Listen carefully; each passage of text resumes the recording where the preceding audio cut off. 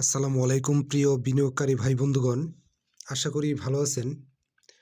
যদিও আজকের বাজার দেখে অনেকে হয়তো হতাশাগ্রস্ত হয়ে পড়ছেন। আমি বলবো যে হতাশার কিছু নেই। তবে আজকে অ্যাডভান্স হয়েছে 143টি, ডিক্লাইন 187টি এবং আনচেঞ্জ হয়েছে 57টি। টোটাল ভলিউম হচ্ছে 485 কোটি টাকা। তবে আপনারা খুব বেশি হতাশ হয়ে পড়ছেন মনে হচ্ছে। আপনারা যেটা ভাবতেছেন যে আসলে বাজার অনেক উপরে যাবে এবং আগের মতো একটা সেল দিলে দেখা গেছে ভালো একটা প্রফিট গেইন হবে। আসলে স্মার্ট মানি এই মুহূর্তে আপনার কাঙ্ক্ষিত টার্গেট পর্যন্ত স্টকগুলো নিয়ে যাচ্ছে না এবং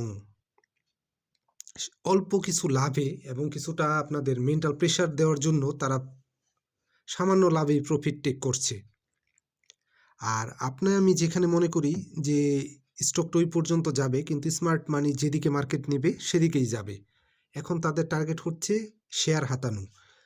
আর একটা কথা বলে নিই, এই মুহূর্তে কোনো শেয়ার সেল দেওয়া যাবে না। আপনি যেই পজিশনেই থাকেন, যদি দেখা গেছে যে আপনার ক্যাটাগরি চেঞ্জ হয়ে গেছে বা এই টাইপের যদি অ্যাক্সিডেন্ট, এগুলো তো আসলে অ্যাক্সিডেন্ট, এই টাইপের যদি কিছু ঘটে সেক্ষেত্রে আপনি ব্যতিক্রম চিন্তাভাবনা করতে পারেন। তাছাড়া এই মুহূর্তে কোনো স্টক সেল দেওয়ার মতো সুযোগ নাই।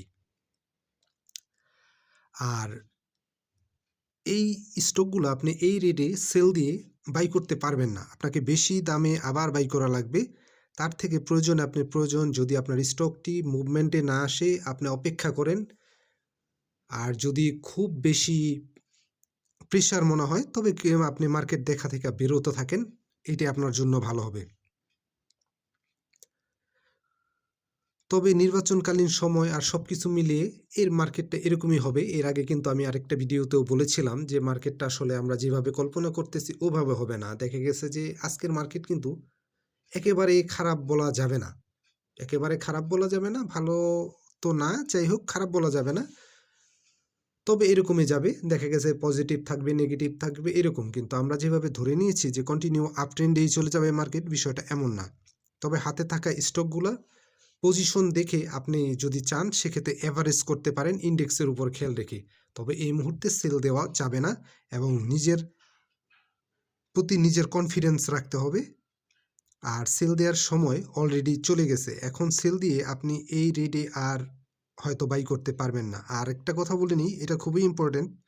আপনার যদি প্রফিট থাকে, কোনো স্টকে যদি প্রফিট থাকে, তাহলে টেক করে নেওয়াটাই ভালো হবে। আর আপনার কাঙ্ক্ষিত প্রফিট এই মুহূর্তে মার্কেট দিচ্ছে না।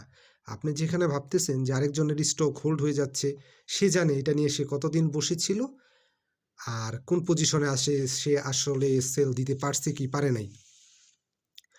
তবে সব মিলিয়ে আমি বলবো এই মুহূর্তে ধৈর্য ধরে বসে থাকেন, ছোটাছুটি কম করেন। ছোটাছুটি এই মুহূর্তে করলে আপনি লস করার পসিবিলিটি বেশি থাকবে। কারণ এখনকার যে বাজার সেটা অ্যাভারেজ কোনো বাজার না। আর 2টা 4টা তো এমনিতেই সবসময়ই আপনার যে কোনো ডাউন ট্রেন্ড মার্কেটেও কিছু স্টক তো আপ ট্রেন্ডে থাকবে, এটা একেবারে কমন। যাই হোক, ধৈর্য ধারণ করেন, আপনার হাতে থাকা স্টকটাও দাম বাড়বে। আমি 3টি শেয়ারের এখন বিশ্লেষণ দিব, শুনলে আশা করি উপকৃত হবেন। তবে বাইসেল নিজ দায়িত্ব করবেন, বাইসেল অবশ্যই ইন্ডেক্সের দিকে খেয়াল করে করবেন। এখন যে শেয়ারটি নিয়ে কথা বলবো সেটি হচ্ছে এসকিউরেন্ট এ টেক্সটাইল। এই টেক্সটাইল এবছর ক্যাশ ডিভিডেন্ড দিয়েছে 10%। শেয়ার সংখ্যা কিন্তু 13 কোটি, 13.5 কোটি। ডিরেক্টর হোল্ডিং হচ্ছে প্রায় 47%। আর ইনস্টিটিউট হোল্ডিং হচ্ছে 40.5%। পাবলিক হোল্ডিং খুবই কম, 12.4% আছে। আজকে হাত বদল হয়েছে 77,000 শেয়ার এই মুহূর্তে হচ্ছে মানে মার্কেট প্রাইস হচ্ছে 20 টাকা 20 পয়সা। বিগত দিনে কারেকশন হয়েছে। আপনারা চাইলে এই স্টকটি এসকিউরেন্ট আপনারা চাইলে দেখতে পারেন। টেক্সটাইল সেক্টরের একটি স্টক, চাইলে এই স্টকটি আপনারা দেখতে পারেন। অবশ্যই অবশ্যই অ্যাভারেজের মেন্টালিটি থাকতে হবে। সব স্টকে যদিও অ্যাভারেজ হয় না, তবে এটা আপনারা অ্যাভারেজ করলে যদি প্রফিটও না আসতে পারেন সেক্ষেত্রে বের হয়ে যেতে পারবেন। বের হয়ে যাওয়াটাও একেবারে হালকাভাবে নেওয়ার সুযোগ নাই। আর যদি বাই করার পর প্রফিটে চলে আসেন সেটা তো আলহামদুলিল্লাহ ভালো। তবে এই মুহূর্তে এসকিউরেন্ট দেখা যায়। আপনারা চাইলে দেখতে পারেন। আর যেহেতু শেয়ার সংখ্যা কম এবং ইনস্টিটিউট আর ডিরেক্টরই 86% শেয়ার হোল্ডিং। সো আপনারা চাইলে এই স্টকটা দেখতে পারেন। যখন মুভমেন্টে আসবে ভালো একটা প্রফিট গেইন করার একটা পসিবিলিটি থাকবে। যেহেতু আজকে 10 পয়সা পজিটিভ হয়েছে, আপনারা দেখতে পারেন স্টকটি এসকিউরেন্ট এই মুহূর্তে দেখা যায় বলে আমি মনে করি। এরপরে যে স্টকটা নিয়ে বলবো এই ক্যাটাগরি সবার পরিচিত, যদিও আজকে কিছুটা ভলিউম করছে, সেটা হচ্ছে এনভয় টেক্সটাইল। এই টেক্সটাইল এবছরে ডিভিডেন্ড দিয়েছে 30% ক্যাশ।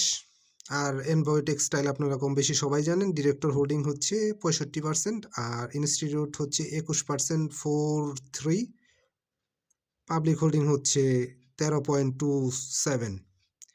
যাই হোক, আজকে একটা ভলিউম করেছে, 90 পয়সা পজিটিভ ধারায় আসছে। যেহেতু ভালো স্টক, সামনে যাওয়ার একটা পসিবিলিটি আছে। আর যদি দেখা গেছে যে ইন্ডেক্স পজিটিভ থাকে বা যাই হোক, আপনি এ ধরনের স্টকে লসের মধ্যে থাকবেন না। এভারেজ করলে প্রফিট হওয়াটাই স্বাভাবিক। আর আপনি রাতারাতি কোনো স্টক প্রফিট করতে পারবেন না, সেক্ষেত্রে আপনার লস করার পসিবিলিটি বেশি থাকবে। আর স্টপ লস আপনি কতবার নেবেন?